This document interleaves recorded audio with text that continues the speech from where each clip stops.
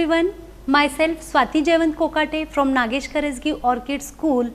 Today again we are going to continue with civics lesson number 4, that is growing up as boys and girls. So just recall children what you have studied in the last lecture. What did you noticed, or did you notice some change in your house or in your society while you are playing, while you are treated, or while you were doing some work at home? Did you experience some change what I had explained you in the last lecture? Yeah. So let us now continue to see how the woman's work is not valued, or why she is being treated, why the girls are being treated this way. So we have seen in the lesson that growing up as with examples that in Samoa in 1920s how the girls and boys were treated. Also while growing up as a male in Madhya Pradesh in 1960s how they were treated. Also we have seen that with example that in the how they were discussing that my mother, she is only a housewife, and the lady, she goes on a strike, means she does not work for the whole day, and how the children, they don't get any breakfast, the school bus leaves, isn't it? So think of that, means if your mother also takes a leave or just she goes on a strike for a day, the same thing will happen at your house, isn't it? Then valuing housework. What value is, means how we should value the housework, that is also very important. When everything goes on smoothly at house, then only you go properly to the school, father goes very properly to office, isn't it? So there should be value to the household work, isn't it? So we have seen also lives of domestic workers, how this Mangala, okay, and she was working in some house with a very rich family. Also two more girls were working with her. They were also, means the mem sahab, she treated very ill, means she did not feel any feeling of humanity towards these people. She always shouted on her, these two girls as well as this one Melanie, this means the worker. She wanted the work to be done within few seconds, isn't it? And also for that what they were getting, only 2 dry chapatis and only a cup of tea. So again we are going to see that what these people feel, isn't it? In fact what we commonly term a housework actually involves many different tasks. So only one thing is there at house, or what? No, these people are speaking, okay, that at house so much work we do, that is a number of tasks requires heavy physical work, means physically they have to do more work, that is like sweeping, okay, washing clothes and all, isn't it? In both rural and urban areas, women and girls have to fetch water, means they have to go to the rivers or wells where there is no proper water supply on daily basis. So whenever they require water, they have to go to the well, they have to fetch water, isn't it? So in rural areas, women and girl carry heavy head loads of firewoods, means in these rural areas the women and girls most of the time these have to go in the forests or go to the roadside, and they have to bring heavy loads of firewoods which they use to burn and make just cook food, isn't it? So these tasks like washing clothes, cleaning, sweeping and picking up loads require bending, lifting and carrying. So as I have told you, this requires too much of physical energy.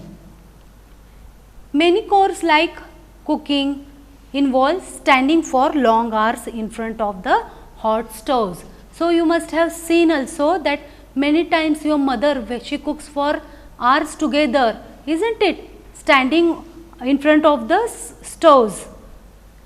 The work women do is strenuous and physically demanding. Words that we normally associate with men. We think that only what they want to say here, children, that only men, they need physical energy or physical strength to work, but this is not seen that this woman, they stand for long hours together in front of stores. Also they need to something means sweeping, cleaning or washing clothes. All these things also need bending, lifting and carrying things also. All these things also requires physical energy. The work women do is very strenuous and physical demanding, words that we normally associated with men. So here always we just relate these words, we think that they are doing only physical or activities, isn't it? But all this work also which a woman is doing at house, she also requires energy and strength to do it. Now here another aspect of housework and care giving that we do not recognize is that it is very time consuming. See, mother is working for days together, isn't it? And also full day she is working without seeing the time, that what's the time now and should I stop the work, isn't it? What she does, she recognizes that it's very time consuming, then too she works. In fact, if we add up the housework and the work women do outside the home, we find that women spend much more time working than men and have much less time for leisure. See, you must have also seen that do your mother, she gets up and takes some novel or takes a newspaper and sits reading? Very rarely, isn't it? What she does, she wakes up, she goes to the kitchen, makes something for the children, for husband, for also other family members, isn't it? So, but you must have just not seen very less time she spends for her leisure, that is reading books or seeing some movie on the television or doing whatever she, what we can say, she is happy with, like sometimes she must be happy while singing or she must be having that hobby of dancing and all things, but she just gives it up due to her family, isn't it? So below is the data from a special study done by the Central Statistical Organization of India. So here one example is, one data is collected by the Central Statistical Organization and during 1998 and 99. So just see if you can fill in the blanks. Here it is the state, okay, and two states are given and how women paid and work hours per week, women unpaid housework per week here given, and total number of women, what men are paid, okay, and where men unpaid, housework per hour, hours per week, and total men you have to write here. So women paid are 23 and in Haryana, and women unpaid are 30, fine. So this total you have to write here, means see, women paid are 23 and women unpaid are 30 and men are 38, men paid are 38 and men unpaid are only 2. So here a data, this data tells us, sees here women are paid are less and unpaid are more, and here you can see men, the rate or the percentage you can see that the men, they are paid, more are paid here, and these men unpaid are only 2. So you can total it here and write this, fill this blank. And in Tamil Nadu, 19 women are paid per week or work hours on the basis, and 35 are not paid, and men 40 are paid and only 4 men are unpaid. So, see the rate or see the percentage, most of the women are unpaid for their work and men only rarely 1 or the other percent we can see that men are unpaid. So, they get the satisfaction for their work as they are paid for their work, isn't it? So, women, work and equality. One more subtopic we are going to see here, women's work and equality. Now, what do you get whether from this, what idea do you get from this thing that women's work, whether she is getting equal status, isn't it? As we have seen, the low value attached to women's household and caregiving work is not an individual or family matter. It is a part of larger system of inequality between men and women. So the gap has increased so much that the larger system or of inequality is there between men and women. It is therefore has to be dealt with thorough actions, not just at level of individual or the family, but also the government. So, here it is told that only if the families or individuals do or act upon it, it will not work. So, the government also has to take some actions. As we know, equality is an important principle of our constitution. So, we have learnt now that equality is the principle of our constitution. It tells that everyone has a equal right, isn't it? And the constitution says that being male or female, they should not become a reason for discrimination. Means the gender should not be a reason for the discrimination, that as she is a woman she should not be taught, or she should only work at home and she should not be sent out for work, or only she should not be paid.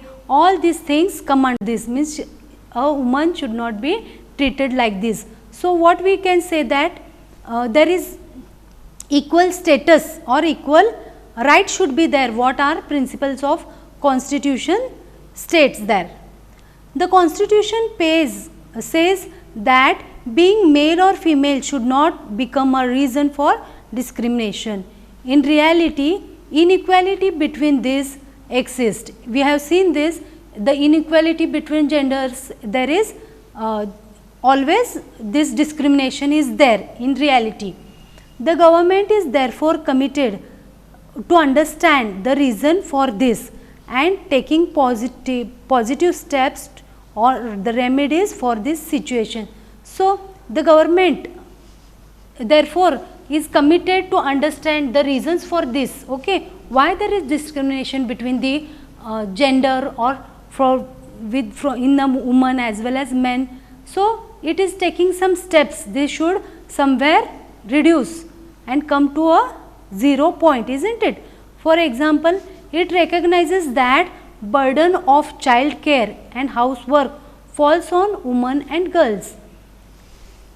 See, even if this, we can say that the woman, she is taking care of the child, also she is doing housework, and all this is entirely on a woman or the girls, isn't it? See, you can see here these girls are going for getting education, isn't it? These are the children at Anganwadi center in a village in Madhya Pradesh. So, this naturally has an impact on whether girls can attend school. So, firstly you have seen that girls were not allowed to go to schools even, isn't it? So, we are saying that this government, it is taking some major actions to just take some on this position or take some remedies to remove and just come closer or just prevent, or just you can say that to just reduce this this gender discrimination as a male and female. This naturally has an impact on whether girls can be sent to school or they can attend the school. It determines whether woman can work outside the house and what kind of job and career she can have. The government has set up Anganwadis or child care centers in several villages in the country. The government has passed laws that make it mandatory for organizations that have more than 30 women employees to provide creche facilities. What is this one? Let me tell you. It is a nursery where babies and young children are cared for during the working day. So, this means women, they can go with their children there and they work there, and some women are kept for taking care of the babies. This provision helps many women to take up employment outside the home. So, those who are in need of money, these women can get employed in the outside the home and they can earn their money for their living. It also makes it possible for the women girls to attend school. So, also means if the girls or they want to attend schools, it is possible that they can just leave the children there and they can get some education there, isn't it? So, we have seen that here how the government is working on and what is the meaning of double burden. Also we are going to see one more point. We are going to see what is double burden. See,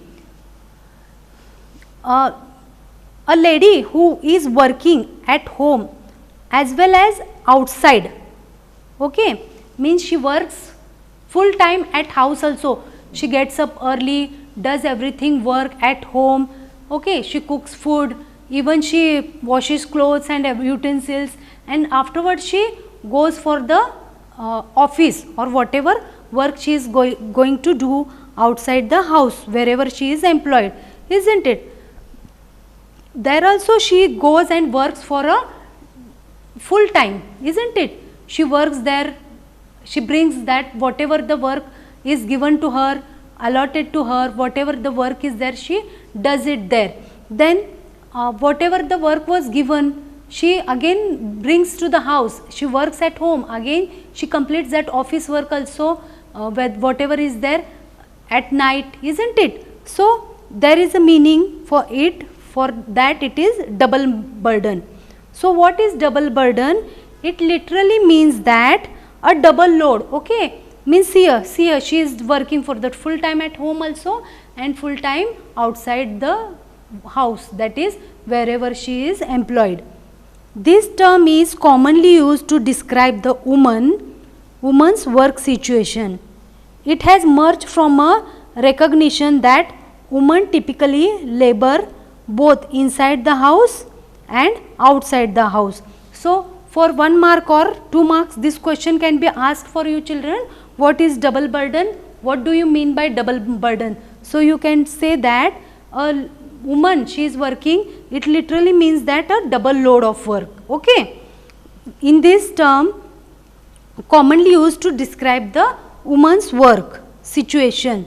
It has emerged from a recognition that women typically labor both inside the home and outside, means she does all the physical as well as mental work in the house as well as in the office, fine.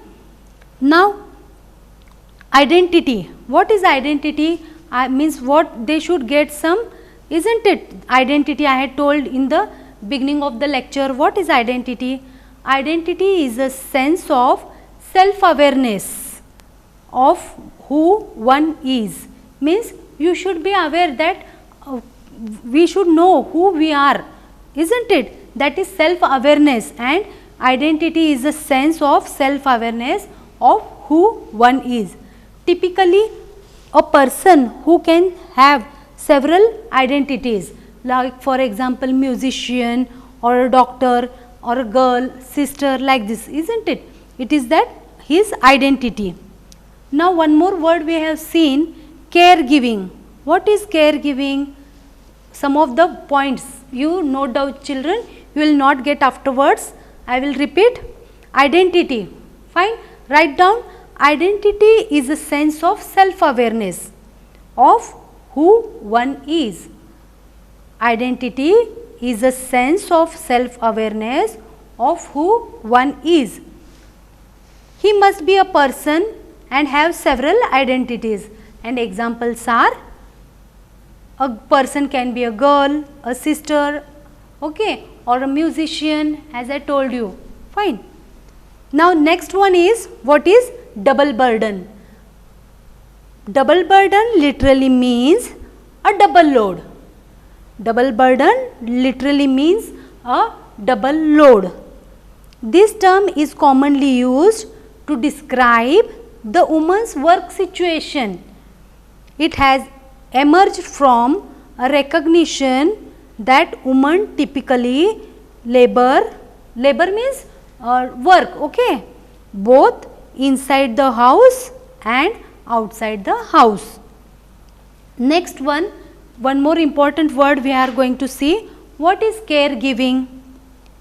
Caregiving, it refers to a range of tasks, okay, range of activities or tasks related to looking after and nurturing. Besides physical tasks, they also involve a strong emotional aspects. So see, caregiving means not only making food for you, isn't it? Only packing your bag or just making lunch for you and make you grow up. It does not include this much activity. It includes nurturing the child, giving some good what we can values, teaching them good values for the means when they grow up, and it will be useful when they just go in the societies, they behave with it, isn't it? So caregiving, just note down, caregiving refers to a range of tasks related to looking after and nurturing. Besides physical tasks, they also involve a strong emotional aspect. So here it includes a strong emotional aspect. So whenever something happens, your mother, there are tears in her eyes, isn't it? So she is emotionally attached to you, isn't it? Now next one more word we are going to see, devalued. First we had seen how value should be given, isn't it, to the work she works. But here devalued, what is devalued means? When someone is not giving due recognition for the task or for the work or for the job they have done, okay, then we can see that they are feeling like devalued. I had also told one example, isn't it? See, write down once again, children, what is devalued? When someone is not given due recognition, okay, for the work, for the job they have done, they can feel devalued. For example, okay, if you prepare something for your friend's birthday, suppose you make a greeting card with lots of efforts, okay, and you go and give him on his birthday, but he doesn't say anything like, yeah, so nice you have drawn the picture, or so nice quotes you have written, so nice you have colored. If the birthday boy doesn't say anything to you, so you feel that I have done with so much of efforts, isn't it? And even he did not say thank you or I liked it, even he does not respond like this, then you feel very bad, isn't it? That feeling is called as devalued, okay. You feel that devalued, he did not give me any value, gave me any value, like this you feel. So it is called as devalued. Also we have seen, children,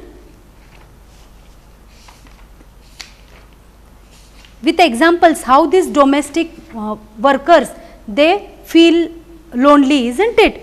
Now some of the activities or questions I will ask you, that in what way do the experience of Samoan children and teenagers differ from your experience as of your growing? Is there anything in the experience that you wish was part of growing up? So what things you have seen in this first one? See this one, this question they had asked you in the on the first page. Let me show you. They have asked you, in what way do the experience of these Samoan children and teenagers, okay, they grow up, and what is the difference when they, in your experience, how do you feel when you are growing up? Was there any difference while you were brought up? They are asking you this question here.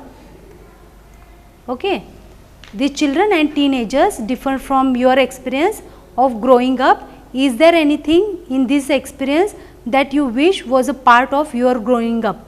Means how do you think that this should be there in that your things, or your way it should be grown up, or like this, whether it should be? Also, make a drawing of a street or a park in your neighborhood. Show the different kind of activities the young boys do and the girls may be engaged in. You could not do this individually or in a group, as there are many girls as boys in your drawing. So this is also one activity of, means you can see or just observe what boys do in your neighborhood, isn't it? And also what girls do differently, what they are engaged in. So you can notice it and write it. Can you think of a reason why there are few women and girls in your neighborhood street, parks, markets in the late evenings or night? So this also you must have observed, children, that late nights girls or even women, they don't travel, even they don't walk on the streets after late night. So what may be the reason? You can think on it. Are girls and boys doing different activities? You can answer these questions. Are they doing different activities? Can you think of the reasons why they are doing so? Okay, what would happen if you replace the girls and boys and vice versa? So just you can have these questions in your mind and you can think on it, isn't it? Also we have seen this conversation between the friends as well or the neighbors, and how the mother goes on a strike and the children as well as the father has to face. Valuing housework. So we have seen that the housework should be valued. Also domestic workers, how they have to struggle a lot for their earning, and these women workers, how they are devalued. Just now we have seen the meaning of it, isn't it? So children, this was also one data of statistical data where we have seen that as compared to men, women are not paid, isn't it? Only one or the other percent, but most of the women workers, they are not paid. Even women are not paid for their work, isn't it? Also we have seen how these children are taken care and when these ladies want to go for work or for Anganwadis to learn. Fine. With this lesson we have learned, children, that the value should be, there should be no discrimination between a male or a female's work, isn't it? So the ladies also, they should not be double burdened. I have explained you double burden meaning also. You have to see that, isn't it, your mother, how she works, whether she is double burdened, you have to help her out, isn't it? So with this we end up with the lesson growing up with boys and girls. Thank you, children.